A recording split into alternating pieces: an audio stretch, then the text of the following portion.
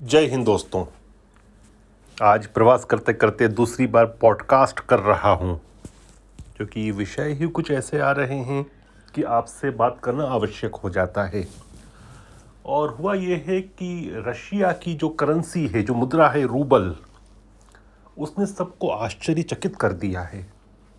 और क्यों किया है? क्योंकि जब से रशिया यूक्रेन की वॉर आरंभ हुई थी और जिसके परिणाम स्वरूप या जिसकी प्रतिक्रिया करते हुए पश्चिमी देशों ने रशिया के ऊपर आर्थिक प्रतिबंध लगाए थे, उसके पश्चात रशिया की करेंसी औंधे मुंह जाकर गिर गई थी।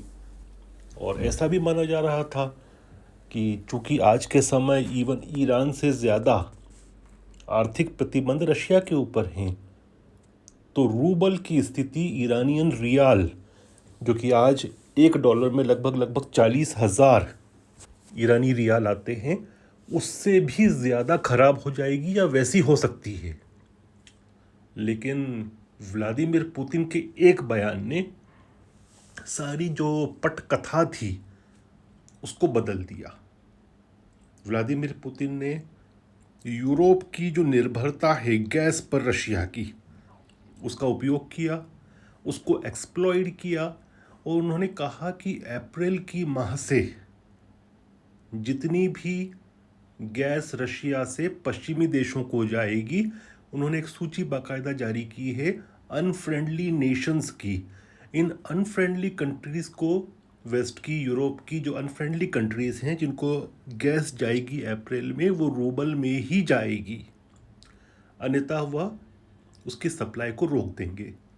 और यूरोपियन देश बहुत हद तक निर्भर हैं रशिया की गैस की सप्लाई पर, चाहे वो घरों की हीटिंग को लेकर हो, चाहे इंडस्ट्रियल पर्पस के लिए हो, चाहे इलेक्ट्रिसिटी जनरेशन के लिए हो। तो हुआ ये है कि जो औंधे मुंह गिर चुकी थी रशियन मुद्रा, वो फरवरी के अंत के स्तर पर वापस जाकर खड़ी हो गई है और मार्च महीने की दुनिया की सबसे अच्छी परफॉर्मिंग करेंसी बन चुकी है। और बनाने वाले कौन हैं? वही देश हैं जिन्होंने सैंक्शंस लगाए हैं। वही पश्चिमी यूरोपियन देश आज रूबल खरीदने को मजबूर हो गए हैं।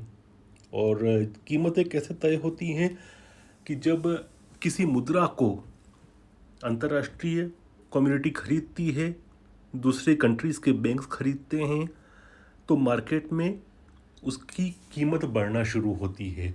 और चूंकि अब रशिया ने ये कहा है कि गैस के बदले रूबल ही लेंगे, तो इसका मतलब यह हुआ कि वेस्टर्न कंट्रीज़, यूरोपियन कंट्रीज़ अपने यूरो को देकर रूबल खरीद रहे हैं और रूबल के बदले उनको गैस मिलेगी।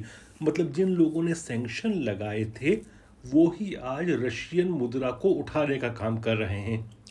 लेकिन दोस्तों, एक बड़ा प्रश्न ये उठता है कि क्या अब समय लद चुका है सैंक्शंस का, वेपनाइजेशन का?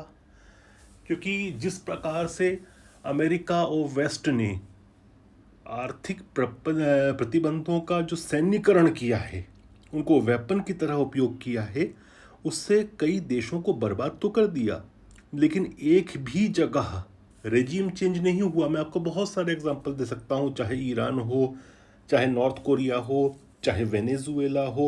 और इसकी जो मार होती है ना, ये आम जनता पर सर्वाधिक पड़ती है।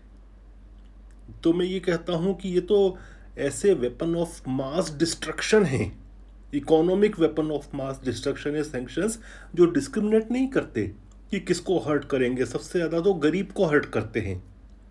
तो मुझे लगता है कि ये जो एक सिनेरियो सामने आया है, यह ग्लोबल कम्युनिटी में भी एक प्रश्न रेज करेगा कि क्या अब दिन लद रहे हैं आर्थिक प्रतिबंधों के। लेकिन सच बात तो ये है कि रशिया की मुद्रा रूबल ने सबको आश्चर्यचकित कर दिया। जय हिंद।